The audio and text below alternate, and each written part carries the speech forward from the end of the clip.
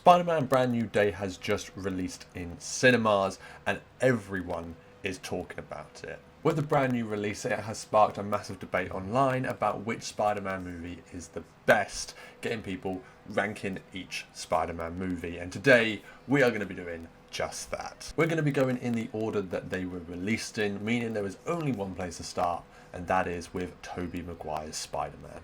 So the first Tobey Maguire Spider-Man movie, this really set a precedent for not only Spider-Man movies, but superhero movies altogether, I feel.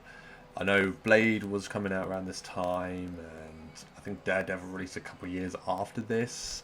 And you know, there was other movies as well. X-Men I think was out around this time as well. This really was the standout one, I feel. I think that and X-Men were the two standout ones, but this really set a precedent for superhero movies, showing that it can be done in live action. I think the cast is really good. Tobey Maguire does a really good job at portraying Peter Parker and Spider-Man at the same time. And of course, stand-up performance, Willem Dafoe as Norman Osborn and Green Goblin. Absolutely sensational villain. Arguably the best Spider-Man villain brought to life, and also arguably one of the best villains brought to life in any superhero movie. Introducing this character and its origin story, it did it quite well, I think. And the portrayal of Uncle Ben and Aunt May, and just all the characters are quite good in this. Have done really well.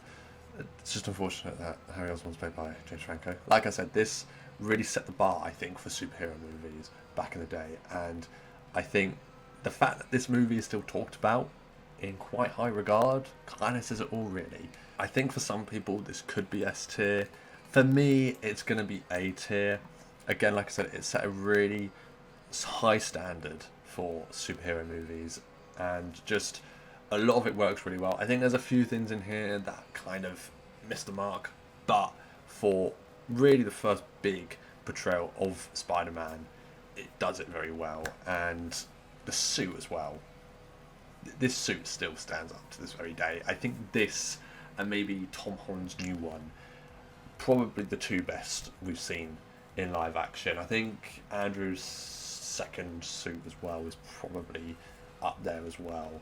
But yeah, this is 100% one of the best suits, just in general, I think, of any superhero movie or superhero in general. Brilliant suit. Spider-Man 2, this is S tier.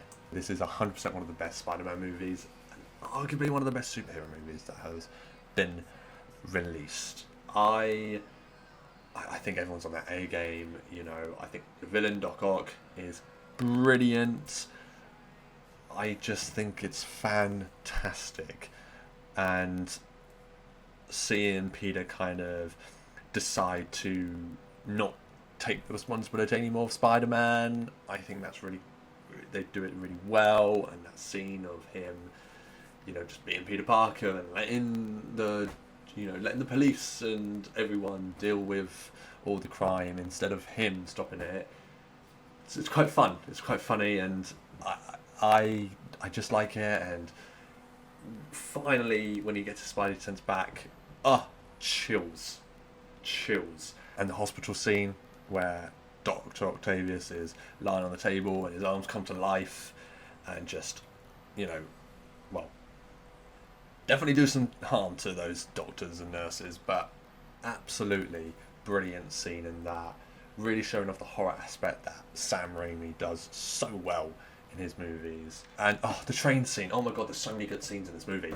The train scene, just so good. Absolutely so good. This is Spider-Man at its best. Going for Spider-Man at its best, to argue Spider-Man at its worst. Spider-Man 3.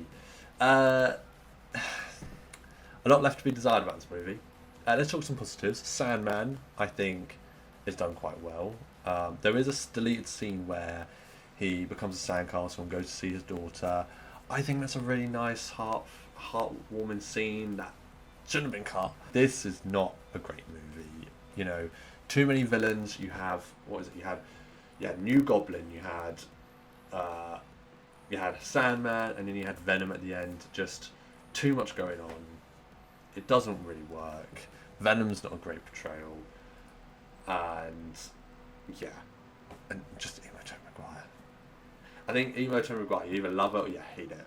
I'm not a huge fan of him. This might be D tier, which is a shame because Tobey Maguire's trilogy was going like this, and then it just took an absolute downward trajectory. Now on to Andrew Garfield's movies, starting with the amazing Spider-Man.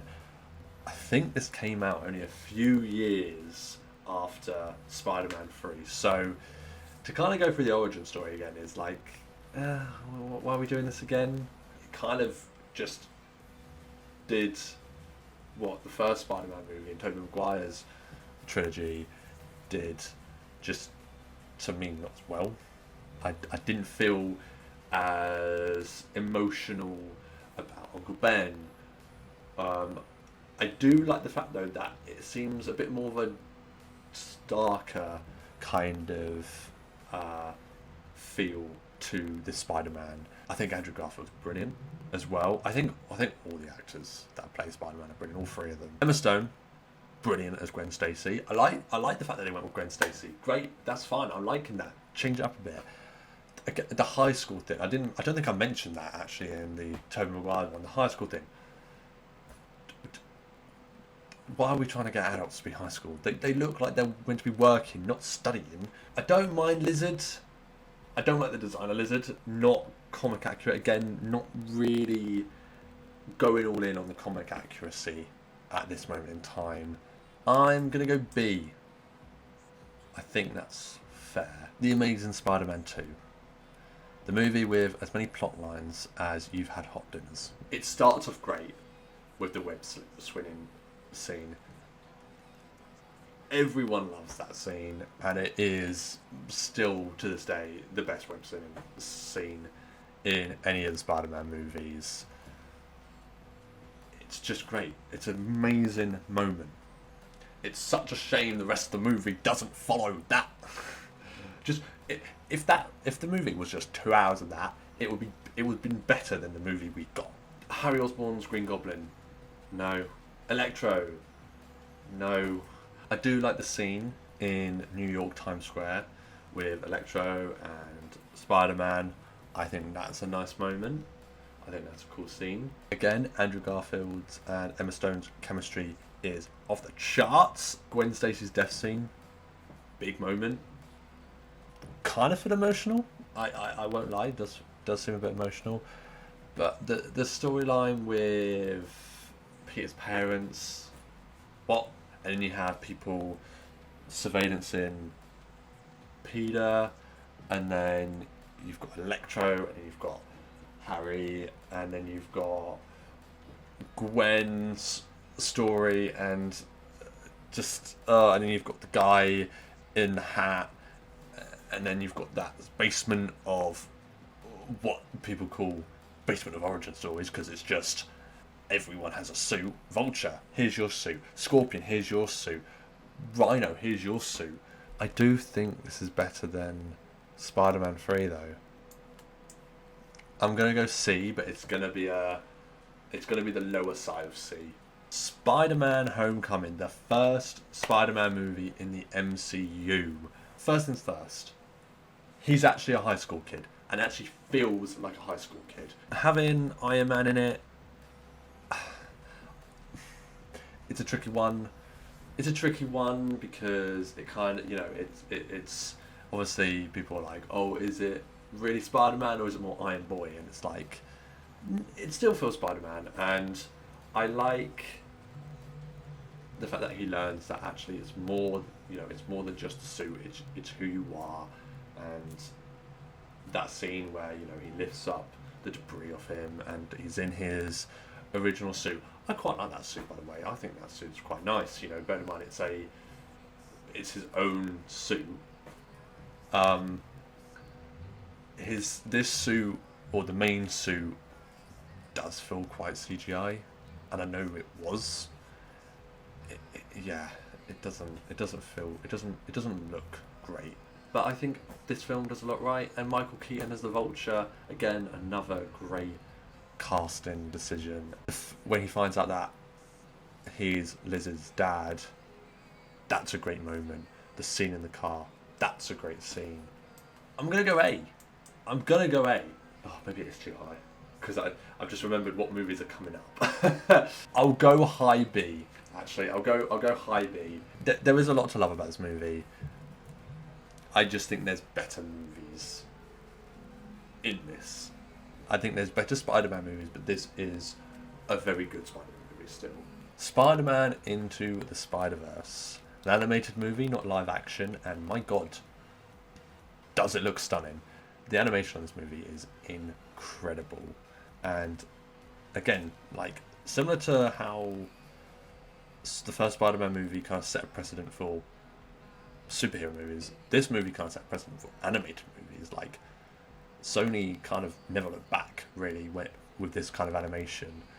And it's just absolutely stunning. Obviously, with a different Spider-Man, not Peter Parker, Miles Morales, and that's great. I love seeing him, and I can't wait to see him in live action as well, whenever that will be. It has so many great scenes. I like the scene where they're fighting in Aunt May's house.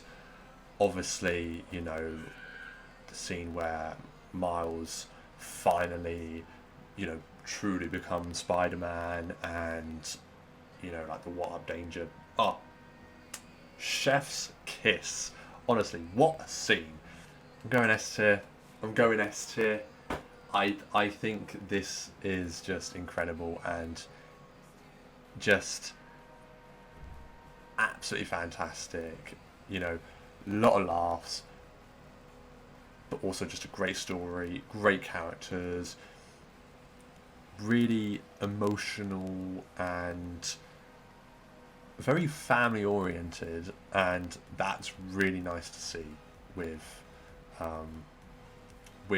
this kind of character for the first time in any of these movies. I think they do it really well, for sure. Spider-Man Into the Spider-Verse, S tier. Spider-Man Far From Home. This, to me, is the weakest out of the Tom Holland movies. It's still very good. I think this does a lot of things right. It introduces Mysterio, brilliantly played by Jake Gyllenhaal. I think it's an enjoyable movie. It's a fun watch. Again, you know, it's like again, it has that high school kind of feel, at least like the kids anyway in it. Like I said, it's the weakest one, I think, out of all of them, but still has very good moments. I'm going to go B. I'm going to go below Homecoming. Spider-Man No Way Home. The fact that it's got the nostalgia stuff in it does knock it up a bit.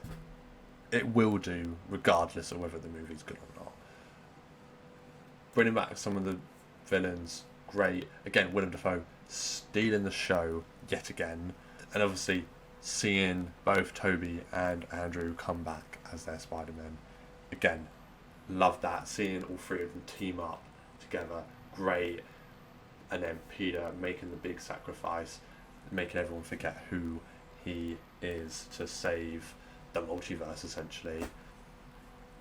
It's like, wow, that is a massive moment. Not a huge fan of how they kind of just went, oh, Mysterio's outed him to be a bad guy, and then 15 minutes later, no, he's actually not, he's fine. It's like, okay, they kind of brushed past that, but okay, fine. But I do like the emotional side of this movie and the emotions that Peter went through throughout this movie. I'm going to go A. I do understand some of the criticism behind this movie, but it's very good. And it's great to see all the returning villains back. It's kind of like Endgame, where seeing it for the first time is fantastic and it is a brilliant experience. Seeing it again, you then start to pick up on a few things, but overall it's still a very good movie. Spider-Man Across the Spider-Verse. Animation, again, absolutely insane. I know there was a lot of different versions of some scenes in this movie, and you know, it feels like the original cut of this movie just doesn't exist anymore, because they changed quite a few scenes, whether that's they cut out some lines or they changed the animation style in certain scenes. I still think it's a very good movie.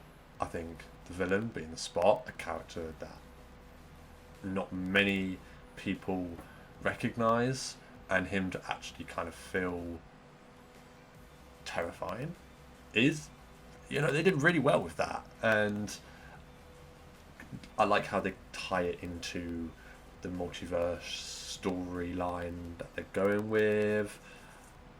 Again, the voice acting is great.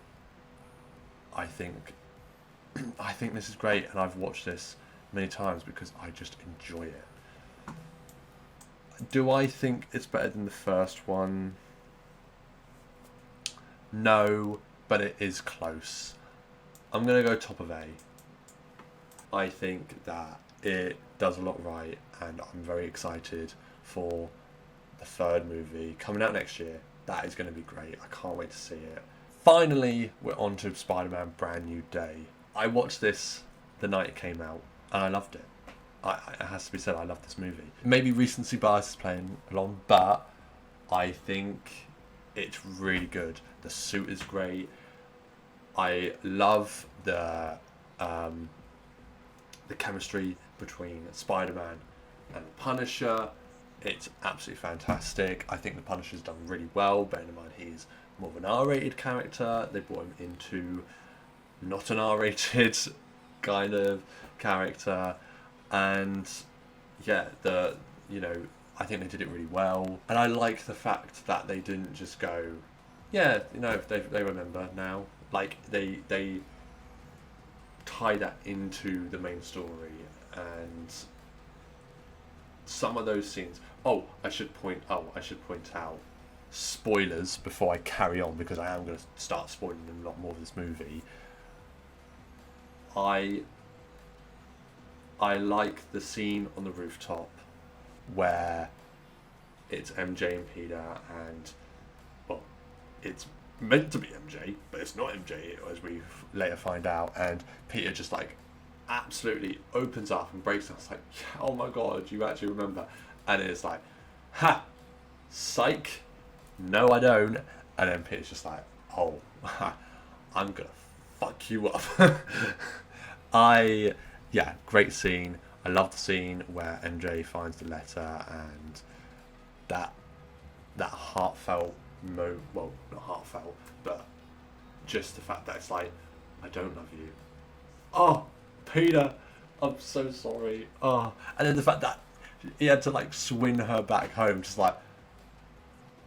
I'm Peter, I'm so sorry. Oh, yeah, I think it's great. I like how they went around the kind of mutation aspect of it. Peter getting, I don't know why I said that. Peter getting, organic ribbon. His spidey sense gets heightened.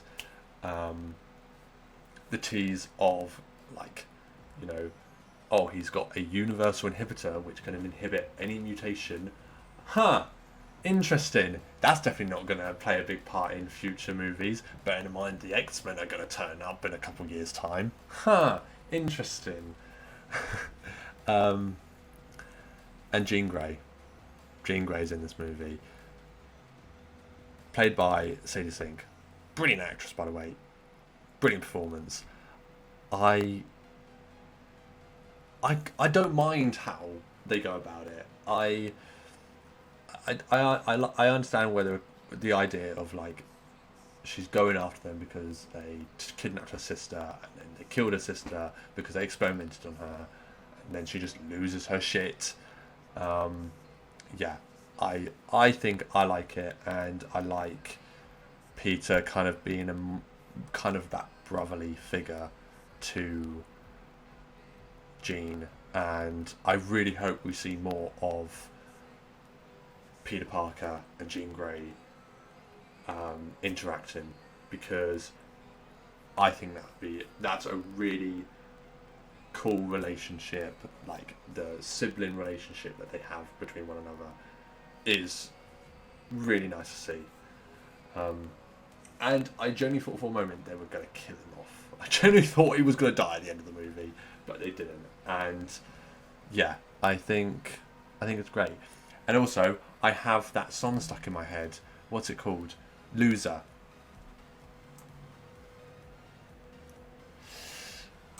It's top 2 for me. I just don't know which one. Recency bias wins, people. Recency bias wins. It's a really good Spider-Man movie, and I like the fact that it kind of connects into the wider universe with the different characters, but it doesn't deteriorate the story.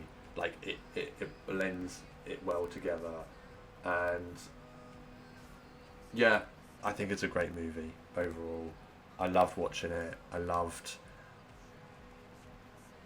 I just loved it. Yeah, I really loved it, and I think Tom Holland kills it with his performance in this movie. Like, absolutely kills it.